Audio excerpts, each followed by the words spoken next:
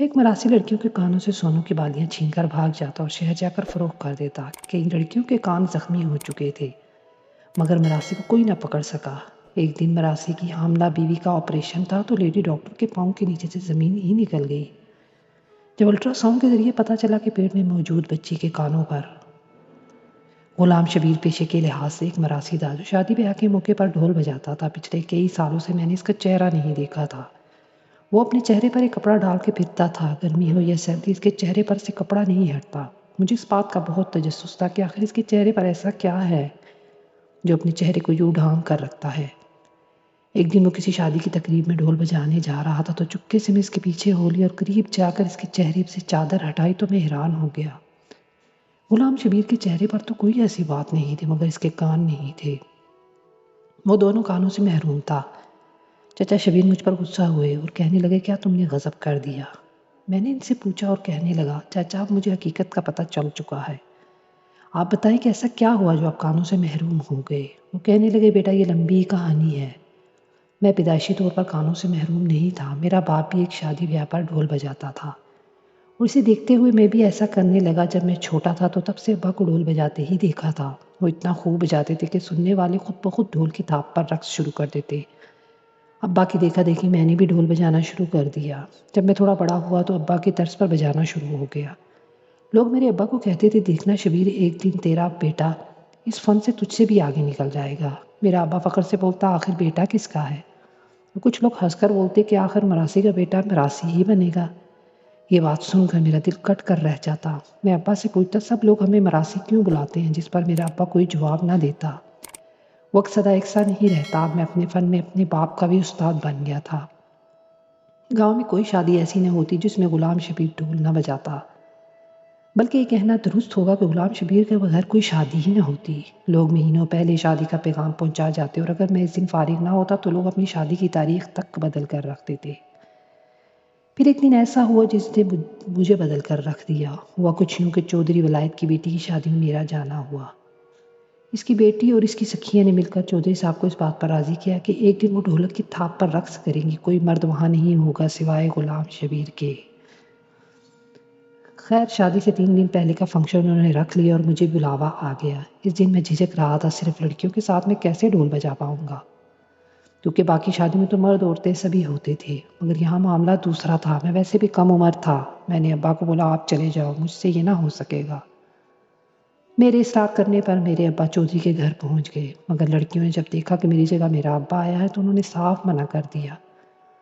چودھری صاحب نے بھی بہت کہا کہ غلام شبیر نے اپنے ابے سے ہی سب کچھ سیکھا ہے مگر لڑکیاں کسی صورت راضی نہ ہوئی اور مجبوراً مجھے ہی آنا پڑا۔ مجھے کوٹھی کے لان میں بھجوا دیا گیا جہاں سب لڑکیاں میرا انتظار کر رہی تھی۔ سچ پوچھ تو پتر میرا دل ہی نہیں تھا اور شرم بھی بہت آ رہی تھی۔ خیر مراسی کا کام تو ہوتا ہی ایسا ہے تو میں نے بھی ڈھول بجانا شروع کر دیا۔ میں دل سے نہیں بجا رہا تھا اور اس بات کو لڑکیوں نے محسوس کیا مگر کچھ نہیں کہا۔ جنید پتر چودھری صاحب کی بیٹی کی ایک سہیلی نے ڈھول کی تھاپ پر رقص شروع کیا تو میں تو بس اسی کو دیکھتا رہ گیا۔ اس سے خوبصورت لڑکی میں نے آج تک نہ دیکھی تھی اور اس کا رقص اس سے بھی زیادہ کمال کا تھا۔ بس پھر کیا ہوتا؟ غلام شبیر کے بے جان جسم میں جیسے کسی نے روح پھونک دی ہو اور میں نے پورے جوش میں ڈھول بجانا شروع کیا اور وہ حسینہ میری انگلیوں پر ناچنے لگی۔ میں اس کا بھرپور ساتھ دے رہا تھا اور وہ رقص کرتی جا رہی تھی۔ جنید بابو یہ ڈھولک کی تھاپ بھی بڑی کمال کی چیز ہوتی ہے۔ جب ناچنے والا ساتھ دے تو خود بخود ہاتھ ڈھول پر پڑتے رہتے ہیں اور تال بنتی رہتی ہے۔ کچھ ایسا ہی کچھ وہاں چل رہا تھا۔ میں ڈھول بجا رہا تھا، میرے ڈھول کی تھاپ پر اس کا جسم تھرک رہا تھا۔ اس بات کو وہاں سبھی لڑکیوں نے محسوس کیا۔ اب تو باقاعدہ جیسے مقابلہ شروع تھا۔ میں ڈھول کی تھاپ کو روک نہیں رہا تھا اور وہ حسینہ مسلسل بجلیاں گرا رہی تھی۔ آخرکار میں نے ڈھول بند کرنے کا فیصلہ کیا۔ ایسا نہیں تھا کہ میں تھک گیا تھا، میں تو ساری رات بھی بجانا چاہتا تو مسلسل بجاتا رہتا مگر میں اس حسینہ کو مزید تھکانا نہیں چاہتا تھا تو میں نے ڈھول کی تھاپ کو آہستہ کرنا شروع کر دیا۔ ایسا کرنے پر اس نے چونک کر میری طرف دیکھا۔ ہائے اس کی نشیلی آنکھیں آج بھی مجھے یاد ہے۔ وہ مجھے ایسے دیکھ رہی تھی جیسے ابھی اسے اور ناچنا ہے مگر میں نے عین اسی لمحے ڈھول بجانا بند کر دیا اور سب لڑکیوں نے خوب شور مچایا گویا اس حسینہ کی جیت کا اعلان کیا۔ تھوڑی دیر بعد وہ حسینہ میرے پاس آئی اور مجھ سے پوچھا تم نے اچانک بجانا بند کیوں کر دیا؟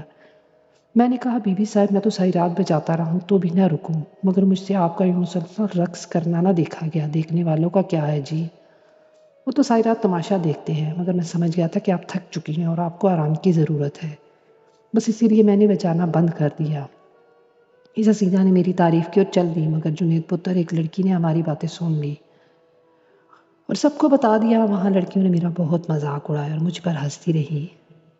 ان کو تم جیسے ایک لطیفہ مل گیا تھا، اور جس نے مجھے سب سے زیادہ تکلیف پہنچائی وہ یہ حسینہ تھی جو ان کے ساتھ مل کر میرا مذاق اڑا رہی تھی، مجھے ذلیل کر رہی تھی، مجھے سرعام رسوا کیا جا رہا تھا، مگر کوئی روکنے والا نہیں تھا۔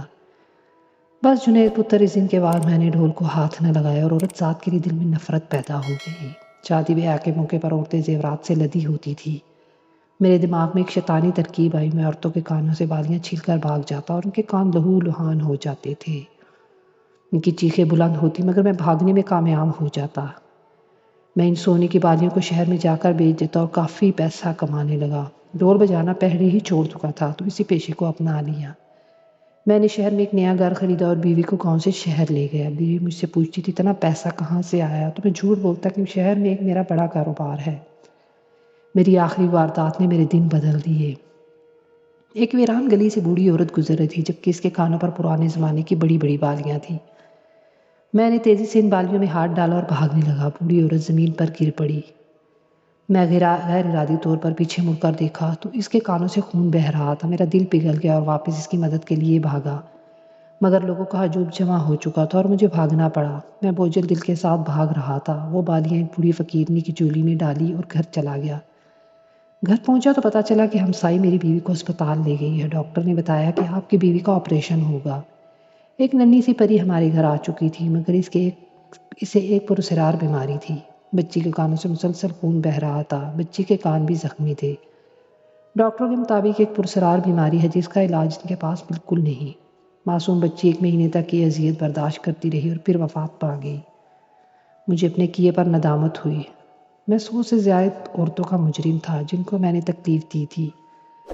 اب میں اس تکلیف کو خود محسوس کرنا چاہتا تھا۔ میں نے ایک موٹی سی سوئی کو آگ پر گرم کیا اور اپنے کانوں سے سوئی گزار دی۔ اس کے بعد کانوں سے پینل کی تار گزاری اور بڑی شدت کے ساتھ ان تاروں کو کھینچا۔ میرے کان لہو لہان ہو چکے تھے اور پک کر گلنے لگے۔ مجبوراً مجھے اپنے کان کٹوانے پڑے۔ میں نے دوبارہ ڈھول اٹھایا اور شادی بیاہ پر ڈھول بجانے لگا، مگر میرے دل میں ایک بوجھ ہے، اپنے ان گناہوں کا بوجھ جو کئی سال پہلے عورتوں کو زخمی کیا، اور شاید اسی بوجھ کو لیے میں دنیا سے رخصت ہو جاؤں گا۔ Thanks for watching and please subscribe our channel. Thank you.